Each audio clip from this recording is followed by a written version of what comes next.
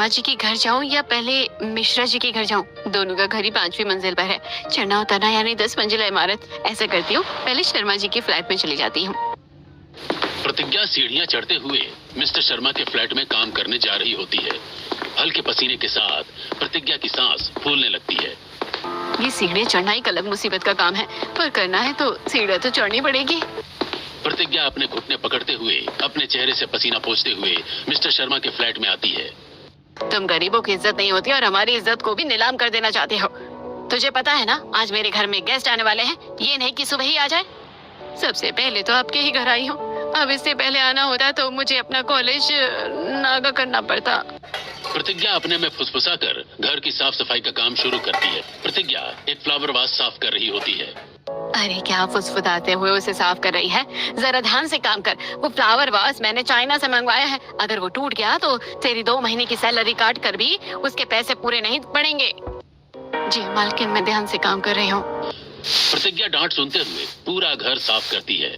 फिर 5 मंजिला इमारत सीढ़ियों से उतरती है और लंबी सांसें लेते हुए बगल में मिस्टर मिश्रा के फ्लैट में जाने के लिए लिफ्ट के पास आती है। अच्छा है, इनकी इमारत में लिफ्ट लगी हुई है। लिफ्ट होने के कितने फायदे हैं ना। 10 मंजिला बिल्डिंग ही क्यों ना हो, लिफ्ट में चढ़ो, एक बटन दबाओ और सीधा घर के दरवाजे के सामने। बहन, बिल्डिंग में लिफ्ट सिर्फ यहाँ रहने वाले अमीर लोगों के लिए है। काम करने आए गरीब लोग के लिए नहीं है। ये तो गलत बात है। सीढ़ियाँ चढ़ने में जितनी तकलीफ उन्हें होगी उतनी में हमें भी तो होगी। मुझे पता है, पर मेरी नौकरी का सवाल है, इसलिए तुम सीढ़ी से ही जाओ। प्रतिज्ञा सीढ़ियां चढ़ना शुरू करती है और किसी तरह अपने घुटने पकड़कर गहरी सांस लेते हुए मिस्टर मिश्रा के फ्लैट में पहुंचती है। अब आ रही है तो सबसे पहले किचन साफ करना। हम मिश्रा हैं तो याद रखना, सफाई से खाना बनाना है तुझे। खाना बनाने के बाद कपड़े धोकर बालकनी में सुखा देना। तब तक हम खाना खा लेंगे, फिर जूठे बर्तन धोकर जाना। जी मालकिन, ठीक है, मैं सारे काम करके फिर जाऊंगी। प्रतिज्ञा फटाफट किचन की साफ सफाई में लग जाती है और बिल्कुल सफाई से खाना बनाना शुरू करती है। अमीर लोगों को खाने में घी पसंद बहुत होता है ना, और खास करके जब वो पंडित हो। खाने में थोड़ा अच्छे से घी डाल देती हूँ। अरे अरे, इतना घी क्यों डाल रही है खाने में? आप लोगों को खाने में घी ज्यादा चाहिए होता है ना, इसलिए। इसमें से कोई भी खाना लेकर नहीं जाएगी, ना ही खाएगी।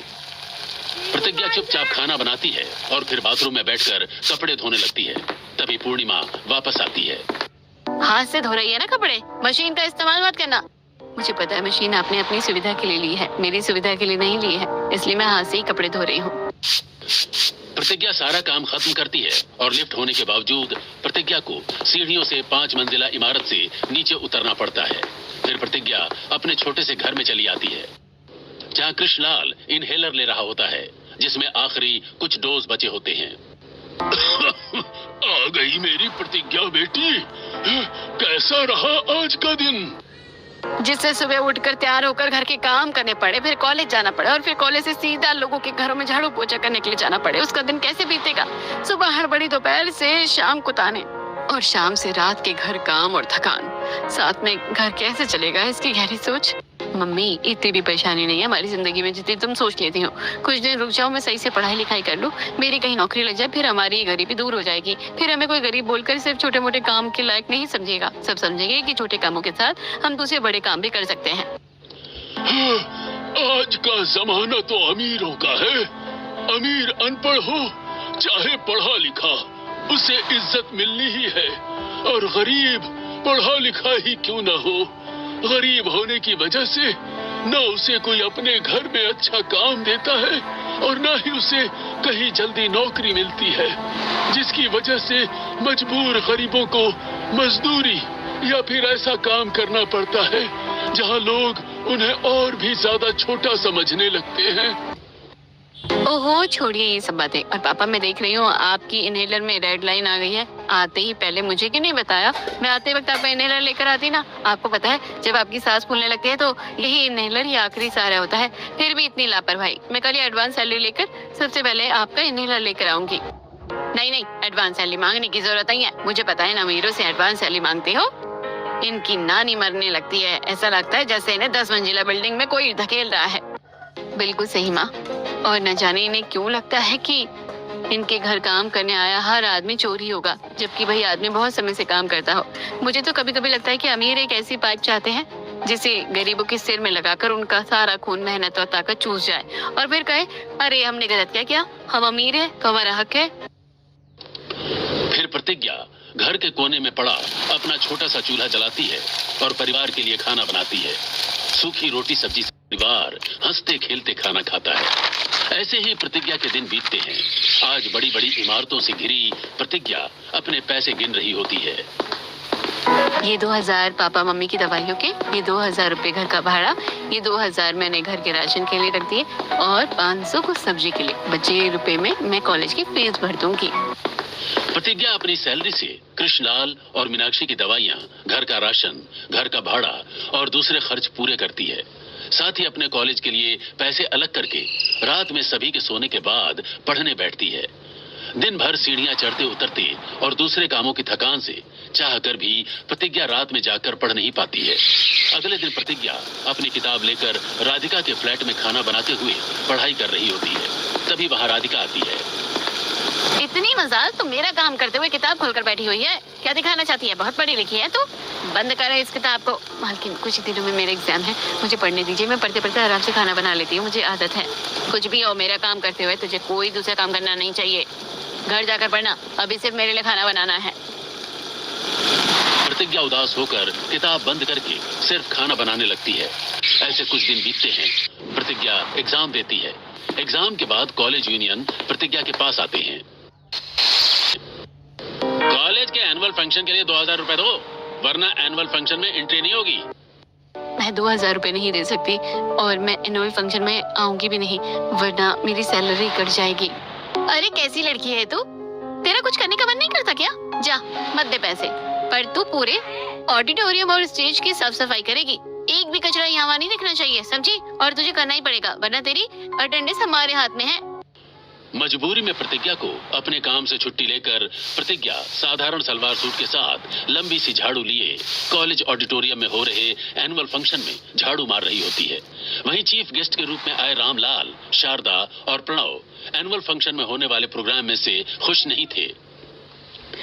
सर, आपको हमारे इस स्टूडेंट का परफॉर्मेंस तो जरूर अच्छा लगा होगा। जी, हम किसी परफॉर्मेंस को खराब नहीं कह रहे हैं, पर इन परफॉर्मेंस में वो बात नहीं है। सर, क्या ढूंढ रहे हैं आप स्टूडेंट से? सर, वही जो आपके कॉलेज के शोर करते स्टूडेंट ढूंढ रहे हैं, क्रिएटिविटी। कॉलेज स्टूडेंट होने के नाते उनके अंदर जो क्रिएटिविटी होनी चाहिए वो नहीं है।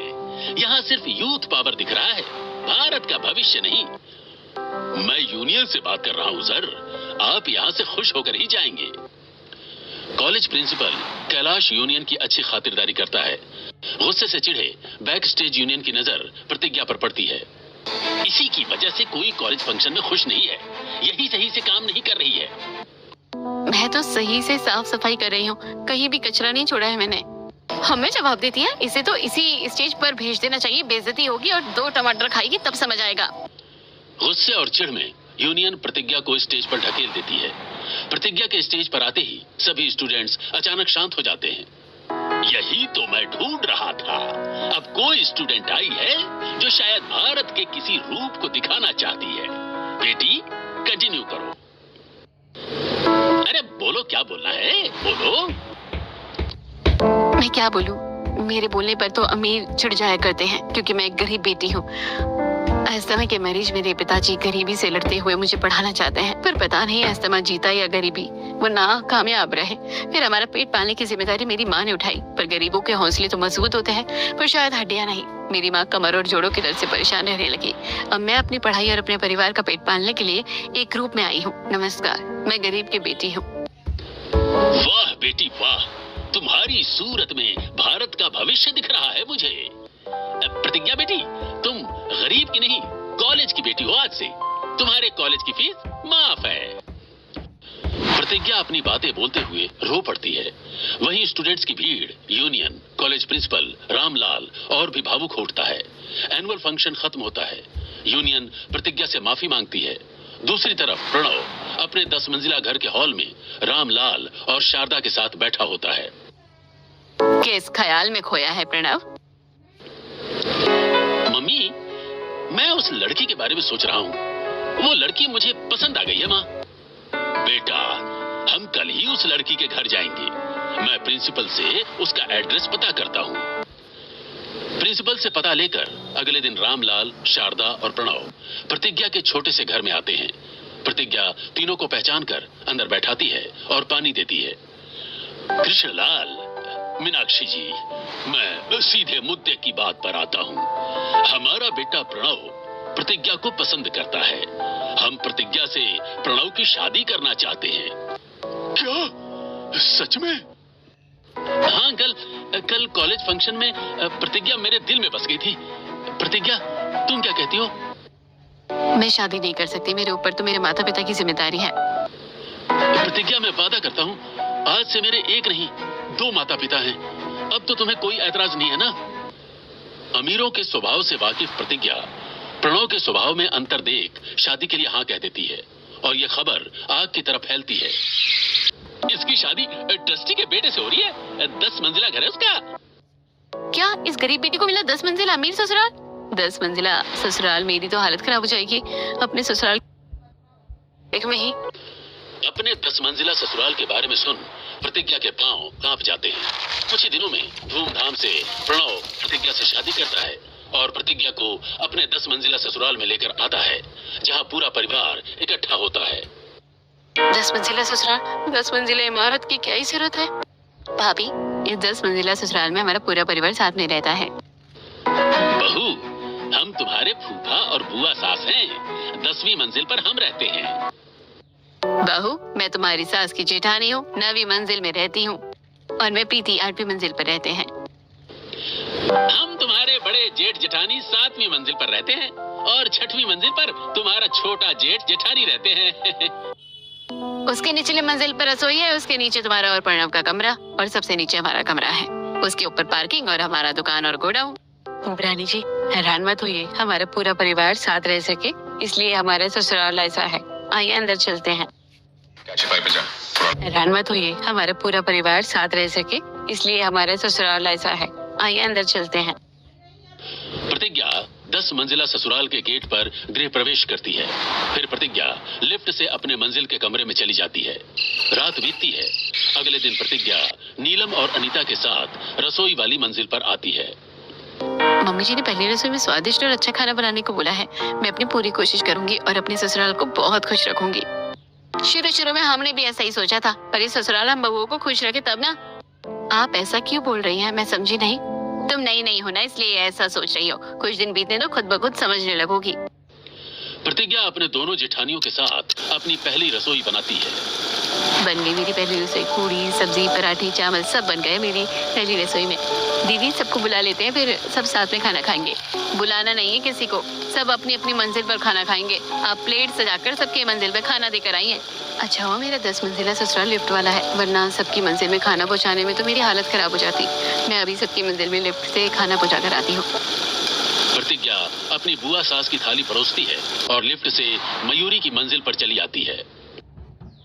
बन गई बहू तेरी पहली रसोई? हाँ बुआ सासू माँ, मैं ये आप लोगों की प्लेट लाई हूँ। अच्छा मैं चलती हूँ, मुझे दूसरी मंजिलों में भी खाना पहुँचाना है। हाँ हाँ बेटा, वो तो ठीक है।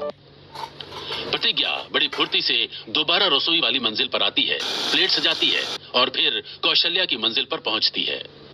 ये लीजिए, मैंने अपनी पहली रसोई बनाई है। हाँ हाँ बहू लाओ, मैं तेरी पहली रसोई आने का ही इंतजार कर रही थी। बड़ी जोरों की भूख लगी है। इसी तरह प्रतिज्ञा लिफ्ट से सभी मंजिलों पर अपनी पहली रसोई पहुंचाती है और प्रतिज्ञा की पहली रसोई पूरी होती है। कुछ दिन बीतते हैं और एक दिन सभी अपनी मंजिल की बालकनी में आते हैं। आज का मौसम बड़ा अच्छा है। बड़ी बहू, तुम्हारे हाथ के पनीर के पकौड़े हो जाए तो मजा आ जाएगा। मुझे तो प्रतिज्ञा के हाथों की जलेबी खानी है, जो उसने पहली रसोई में बनाई थी। प्रतिज्ञा बहू, पहले अपनी जेठानी के साथ आकर पहले मेरी दवाइयाँ लेती आना, उसके बाद किसी के लिए कुछ बनाना। भाभी आप बाहर जा रही है ना, तो हमारे लिए डाइट कोक लेती आइएगा। ठीक है बहू, तो फिर सब्जियां भी ले आना। हाँ हाँ ठीक है, मैं पहले रसोई में सबके लिए पकोड़े बना लेती हूँ, फिर मैं बाहर जाकर सारा सामान लेती आऊंगी। नहीं नहीं भाभी, पहले डाइट कोक लेते आइए, आपके पकोड़े के साथ हम डाइट कोक पियेंगे। अच्छा ठीक है, मैं पहले डाइट कोक लेकर आती हूँ। प्रतिज्ञा तुरंत लिफ्ट से नीचे उतरती है और पड़ोस की दुकान से डाइट कोक लाकर लिफ्ट से अपनी नन तक पहुंचा देती है। वहीं दूसरी तरफ प्रतिज्ञा अपनी दोनों जेठानियों के साथ रसोई में आकर पकौड़े बनाती है। देखा, कुछ दिन बीते नहीं कि इनकी फरमाइशें शुरू हो गई। अब पूरा दिन तुम लिफ्ट में यहाँ वहाँ दौड़ती रहोगी तो क्या हो गया? लिफ्ट में आने जाने में कहाँ कोई परेशानी होती है? तुम्हें परेशानी नहीं होती? अगर परेशानी नहीं होती तो तुम ही लिफ्ट में दौड़ना, हम तुम्हारी दूसरे कामों में मदद कर देंगे। प्रतिज्ञा अपनी दोनों जेठानियों की बात मान जाती है और नीलम के बनाए पकौड़े सभी की मंजिलों में पहुंचाती है। सभी अपनी अपनी बालकनी में बैठकर पकौड़े खाने लगते हैं। वहीं दूसरी तरफ प्रतिज्ञा अपनी दोनों जेठानियों के साथ सब्जी मंडी से ढेर सारी सब्जियां खरीदती है। ऐसे ही एक दोपहर 10 मंजिला ससुराल के बाहर शारदा खड़ी होकर प्रतिज्ञा को फोन करती है। बहू, जरा 10वीं मंजिल पर जाकर लिफ्ट का दरवाजा बंद कर दो, तेरी बुआ सा दरवाजा खुला छोड़ आई है। ठीक है मम्मी जी, अभी जा रही हूँ। प्रतिज्ञा के सीढ़ियों से चलकर 10वीं मंजिल तक आते आते प्रतिज्ञा का पूरा चेहरा पसीने से भीग जाता है। प्रतिज्ञा लिफ्ट का दरवाजा बंद करती है। तभी मयंक मयूरी अपने घर से बाहर निकलते हैं। ओह, तुमने लिफ्ट क्यों बंद कर दी? आपने लिफ्ट खुली छोड़ दी थी ना, और मम्मी जी नीचे खड़ी है इसलिए मैंने लिफ्ट बंद कर दी। ये देखो बहू, अब तुम्हारी सास ने लिफ्ट खुली छोड़ दी, अब उसे बंद करो ताकि हम नीचे उतर पाएं। प्रतिज्ञा फिर सीढ़ियों से शारदा की मंजिल पर आती है, लिफ्ट बंद करती है। मयूरी और मयंक लिफ्ट से नीचे उतर जाते हैं। फिर प्रतिज्ञा लिफ्ट से अपने घुटने पकड़े कपड़े धोने वाली मंजिल पर नीलम और अनीता के पास आती है। क्या हुआ? इतना पसीना क्यों हो गया है तुम्हें? और ये तुम्हारे पाँव क्यों कांप रहे हैं? तो बुआ जी ने लिफ्ट बंद कर दी थी इसलिए सीढ़ी से उनकी मंजिल तक गई। फिर मम्मी जी ने लिफ्ट बंद नहीं की थी तो मम्मी जी की मंजिल पर भी सीढ़ी से गई। देवरानी जी, वैसे आपने कहा था कि आपको लिफ्ट से यहाँ वहाँ जाने में कोई परेशानी नहीं है, तो जरा सभी की मंजिलों में जाकर गंदे कपड़े लेते आइए, हम धो देते हैं, फिर आप छत पर ले जाकर उन्हें डाल दीजिएगा। प्रतिज्ञा लिफ्ट में आती है और सभी मंजिलों में जाकर गंदे कपड़े इकट्ठा करती है। कपड़े इतने भारी होते हैं कि लिफ्ट भी मुश्किल से भर पाती है। हे भगवान, इतने गंदे कपड़े निकलते हैं क्या मेरे ससुराल में?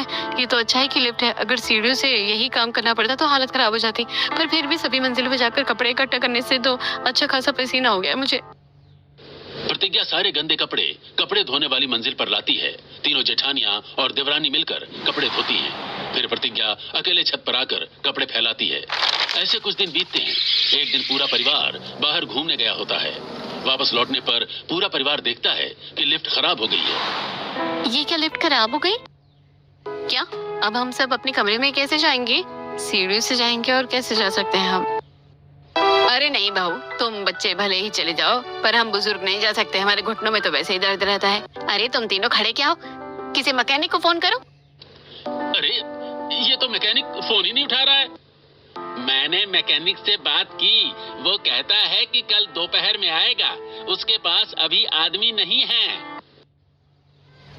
हम सब आज इसी मंजिल में रुक जाते हैं, कल जब लिफ्ट बन जाएगी तब अपनी अपनी मंजिल में जाएंगे, वरना अगर उतरना चढ़ना पड़ा तो हालत खराब हो जाएगी। बहू, जरा सभी के एक ही मंजिल में सोने का इंतजाम तो करो। सबसे पहले तो मेरे कमरे से मेरी और शारदा के रात के कपड़े लेती आओ। मेरे भी ले आना और बाकी सभी के भी ले आना। प्रतिज्ञा, मेरा लैपटॉप और चार्जर भी ले आना। प्रतिज्ञा, नीलम और अनीता सीढ़ियों से सबकी मंजिलों पर जाती हैं। नीलम सभी के रात वाले कपड़े, अनीता सभी के कमरों से चादर और तकिए, और प्रतिज्ञा सभी के मोबाइल चार्जर, एक्सटेंशन बोर्ड और प्रणव का लैपटॉप लेकर नीचे वाली मंजिल में आती हैं। तीनों बहुएं सबका बिस्तर लगाती हैं। पूरा परिवार एक साथ बैठकर अपने अपने फोन और लैपटॉप में लग जाता है। हमारी तो अच्छी खासी कसरत हो गई है, जितना खाया नहीं था उससे ज्यादा तो अब भूख लग गई है। वो तो लगनी ही है, 10 मंजिला चढ़ना और उतरना यानी 20 मंजिल, अच्छे अच्छे कोई पाँव काम चाहते हैं। हमारी 10 मंजिला ससुराल सभी साथ रहे इसलिए बनाया क्या ना, पर यहाँ तो कोई साथ ही नहीं है, सभी अपने मोबाइल और लैपटॉप में व्यस्त। इसलिए बनाया क्या ना, पर यहाँ तो कोई साथ ही नहीं है, सभी अपने मोबाइल और लैपटॉप में व्यस्त हैं। अगले दिन तीनों बहुएं सुबह रसोई में आकर सबके लिए नाश्ता बनाती हैं और फिर नीचे आकर सभी को नाश्ता कराती हैं। धीरे धीरे प्रतिज्ञा को लिफ्ट वाले 10 मंजिला ससुराल में 1 साल बीत जाता है। बहुओं पर निर्भर पूरा परिवार मोटा साथ प्रीति प्रिया के चेहरे पर मुहासे भी आ जाते हैं। बुआ सास सलाद और हमारी सासू माँ अचार मांग रही है।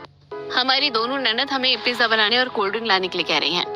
और घर के सभी मर्द चाय पकौड़े मांग रहे हैं। सुबह से किसी न किसी का फोन आया जा रहा है, मैं तो परेशान हो गई हूँ। क्यों, अब मजा नहीं आ रहा अपने लिफ्ट वाले 10 मंजिला ससुराल में? कहाँ है लिफ्ट वाला 10 मंजिला ससुराल? सिर्फ 10 मंजिला ससुराल ही है। आधा दिन तो इस मंजिल में, उस मंजिल से उस मंजिल तक जाकर लिफ्ट का दरवाजा बंद करते करते ही रह जाती हूँ। हमारे ससुराल वाले इतने आलसी हो गए हैं कि लिफ्ट से निकलने के बाद दरवाजा तक नहीं बंद करना जरूरी समझते, इसलिए तो सब मोटे हो गए हैं। हम कर भी क्या सकते हैं, वो जो कहते हैं हमें करना ही पड़ेगा। ऐसे कुछ दिन बीतते हैं। एक दिन मुहासे से भरे चेहरे वाली मोटी प्रीति अपनी मंजिल की लिफ्ट में नीचे उतरने के लिए चढ़ती हैं और लिफ्ट 5वीं मंजिल के बीच में फंस जाती है। अरे ये क्या, लिफ्ट यहाँ फंस गई है? अरे फंसी भी तो कैसी अजीब जगह पर है, ना हम 5वीं मंजिल पर है ना 4थी मंजिल पर, बीच में फंसे हुए हैं। प्रिया तू घबरा मत, मैं अभी फोन करके भाभी को बुलाती हूँ, भाभी कुछ ना कुछ जरूर करेगी। प्रतिज्ञा को फोन करती है। क्या हुआ नैना जी? भाभी मेरी लिफ्ट फंस गई है, कुछ कीजिए, हमें तो यहाँ सही से सांस भी नहीं आ रही है। मैं क्या करूँ, रुकिए मैं आपके भैया को लेकर आती हूँ। प्रतिज्ञा ये बात प्रणव को बताती है।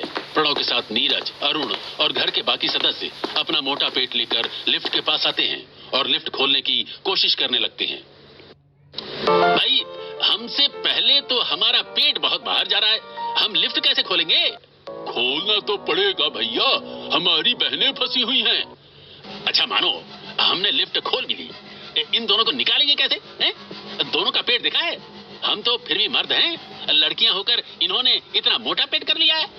एक बार निकल जाने दो, याद है ना कैसी स्लिम ट्रिम थी हम, दोबारा वैसे होकर दिखाएंगे। पहले हमें यहाँ से निकालो। तो ऐसे तो आप लोग नहीं निकल पाएंगे, क्योंकि हम सब मिलकर भी आप दोनों को खींचकर नहीं निकाल पाएंगे। मिस्त्री को बुलाइए, वही जब लिफ्ट नीचे करेगा तभी कुछ हो सकता है। मिस्त्री को बुलाया जाता है। मिस्त्री अपना काम शुरू करता है। दोपहर से रात तक प्रिया और प्रति लिफ्ट के अंदर भूखी फंसी रहती हैं। रात के 12 बजे मिस्त्री किसी तरह लिफ्ट ठीक करता, प्रिया और प्रति बाहर आती हैं। कैसे टेक्नीशियन को बुलाया था आप लोगों ने, दोपहर से रात कर दी हमें लिफ्ट से बाहर निकालने में। उसकी गलती नहीं है नैना जी, अब लिफ्ट खाली हो तब वो बेफिक्र होकर काम करे। लिफ्ट में आप दोनों थी, वो भी इतनी वजनदार, बेचारे को बहुत मेहनत लगी, उसने बड़ी मेहनत की। अगर आप दोनों का इतना खराब लाइफस्टाइल ना होता और ना ही इतना मोटापा होता और ना चेहरे पर इतनी कीले होती। खैर चलिए कमरे में जाइए, मैं खाना लेकर आती हूँ। दोपहर से भूखी प्रिया और प्रति अच्छे से खाना खाती हैं। अगले दिन प्रिया और प्रति अपना फैसला अपनी तीनों भाभियों को सुनाती हैं। भाभी, आज से हम आपसे कोई मदद नहीं लेंगे, हमें जो लेना होगा, जो खाना होगा, हम सीढ़ी से खुद उतर कर लेंगे, अपना काम खुद करेंगे। नैना जी, अब अगर आप दोनों ने ठान लिया है तो भारतीय नारी की दृढ़ शक्ति का उदाहरण बनिएगा। वैसे भी 2 साल बाद आप लोगों के लिए लड़के वालों के रिश्ते आने शुरू हो जाएंगे। प्रतिज्ञा की बातों से प्रिया और प्रति की रगों में जज्बा दौड़ने लगता है। अब प्रिया और प्रति अपने काम खुद करने लगती हैं। दोनों लिफ्ट की जगह सीढ़ियों से उतरने चढ़ने लगती हैं। ऐसे कुछ दिन बीतते हैं। एक दिन प्रतिज्ञा प्रणव को शर्ट देती है। प्रणव शर्ट पहनता है, लेकिन शर्ट उससे छोटी हो रही होती है। ये क्या प्रतिज्ञा, तुम मुझे छोटी शर्ट दे रही हो, मैं ये शर्ट कैसे पहनूं? मैं आपको कोई छोटी शर्ट नहीं दे रही हूँ। शर्ट तो वही है, कपड़ा छोटा बड़ा नहीं होता। आप हैं जो दिन भर फैलते ही जा रहे हैं। हर महीने आपके कपड़ों का साइज बढ़ता चला जा रहा है। अब मैं क्या कर सकती हूँ? तुम मुझे मोटा कह रही हो? मैं मोटा नहीं कह रही हूँ, मैं ये कह रही हूँ कि वो दिन याद कीजिए जब आपकी बहन लिफ्ट में फंस गई थी और आप 3 भाई होकर अपनी एक बहन को भी नहीं लिफ्ट से बाहर निकाल पाए थे, क्योंकि आपका मोटा पेट और अनफिट लाइफस्टाइल बीच में आ गया था।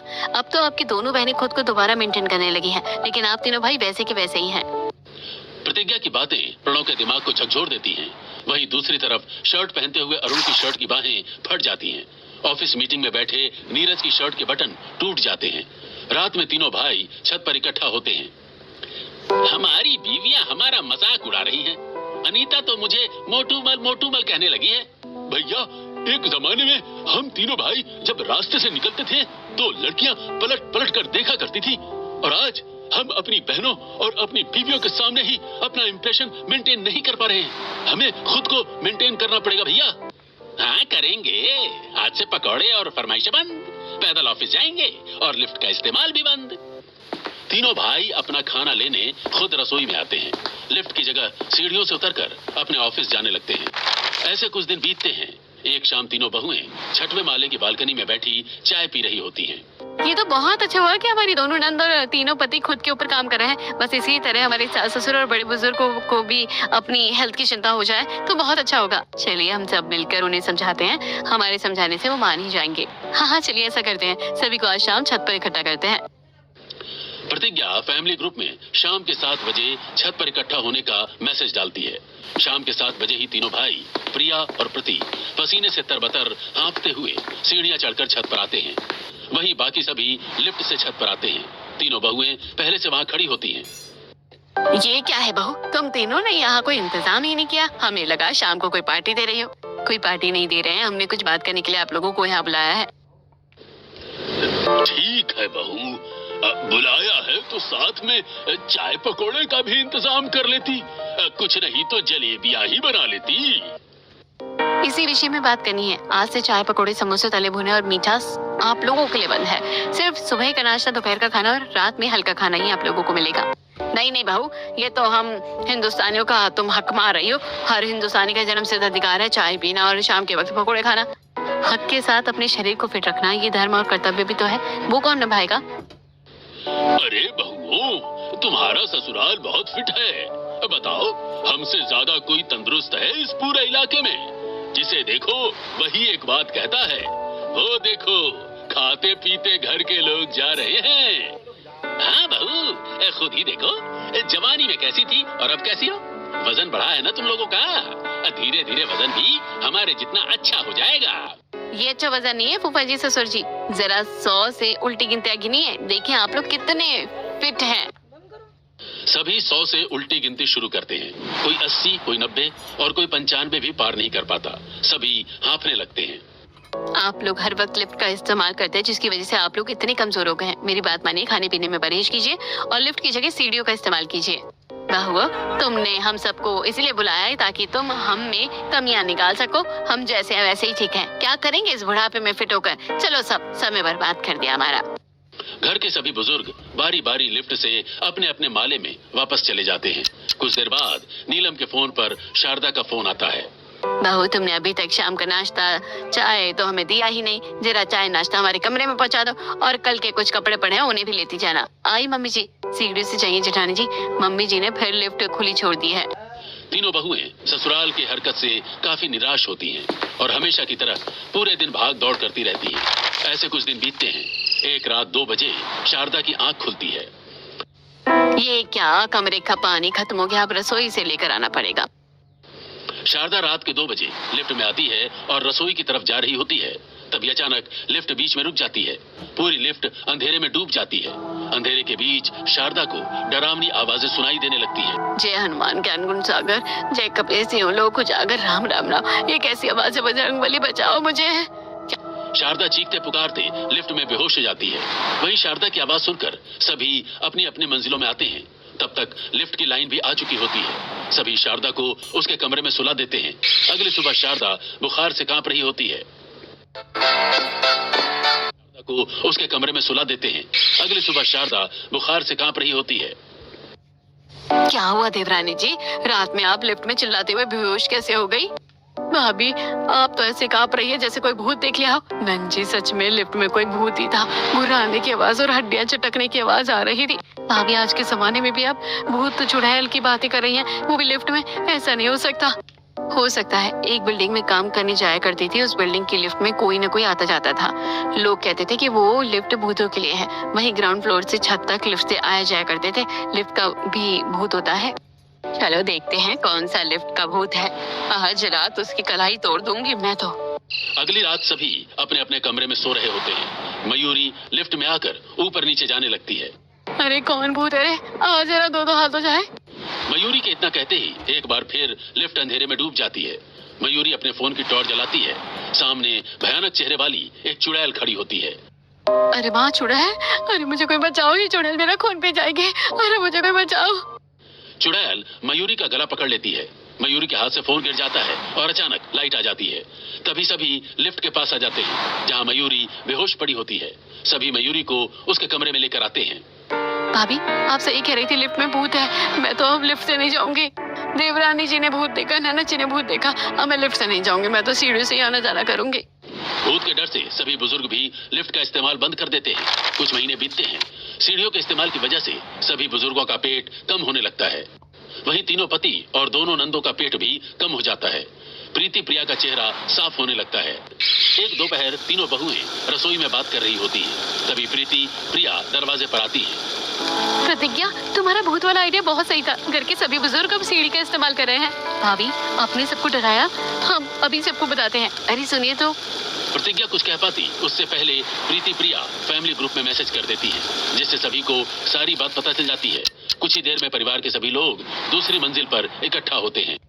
प्रतिज्ञा बहू, तुम्हें समझदार और जिम्मेदार लड़की मानकर हमने तुम्हें अपनी बहू बनाया और तुमने हमारे साथ ऐसा किया। मम्मी पापा, अब प्रतिज्ञा के कुछ कहने और करने का कारण जरूर होता है। प्रतिज्ञा, सबको कारण बताओ।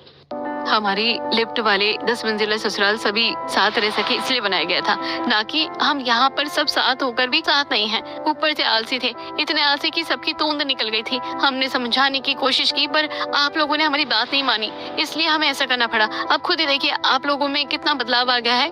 क्या बदलाव आया बहू? हम तो बस परेशान हुए हैं और कोई बदलाव नहीं आया। नहीं पापा, ये देखिए हमारी मेडिकल रिपोर्ट। अब फूफा जी बिना रुके पूरी गिनती गिन सकते हैं। आप लोग बिना थके सीढ़ियां चढ़ सकते हैं और हम बिना कब्ज के पेट भरकर खाना खा सकते हैं। और प्रीति प्रिया को देखिए। धन्यवाद बाबा, हमें माफ कर देना। हम पहले तुम्हारी बात समझ ही नहीं पाए। हम वो आंख वाले हैं जो ठोकर खाकर ही समझते हैं। अब से यही सिलसिला चलेगा। लिफ्ट का इस्तेमाल तभी होगा जब कोई भारी सामान ऊपर नीचे ले जाना होगा और बहुओं से सामान मंगाने की जगह सभी खुद काम करेंगे और खाना हम सभी एक साथ बैठकर खाएंगे। गरीब बेटी को मिले लिफ्ट वाले 10 मंजिला अमीर ससुराल को सभी बहुएं मिलकर सलीके में लाती हैं और हंसी खुशी अपने लिफ्ट वाले 10 मंजिला ससुराल में जीवन बिताती हैं।